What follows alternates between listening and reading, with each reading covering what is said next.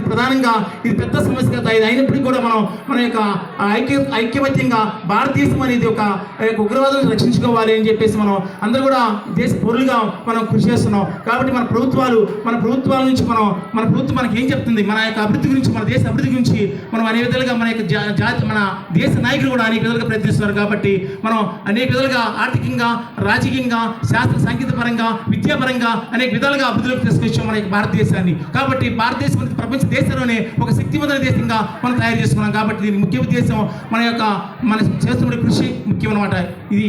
కాబట్టి ఈ విధంగా మనం భారతదేశం ఏ విధంగా మనం నిర్మించుకున్నాం మనకి అర్థమైపోతుంది. కాబట్టి ఈ విధంగా మన దేశాన్ని గౌరవించుకోవాలి, మన జాతీయ పథకాన్ని గౌరవించాలి. కాబట్టి మన ప్రతి ఒక్కరు కూడా అదేవిధంగా మన స్కూల్లో టీచర్స్ గౌరవించుకోవాలి, మన పెద్దలు గౌరవించుకోవాలి, సమాజాన్ని గౌరవించాలి. అప్పుడే మనం అనే విధాలుగా అభివృద్ధిలోకి వస్తాం. కాబట్టి ఈ యొక్క అవకాశం ఇచ్చినటువంటి మన ప్రిన్సిపాల్ సార్కి ధన్యవాదాలు తెలుస్తూ ఈ యొక్క సందేశం ముగిస్తున్నాను. జై హింద్. Thank you.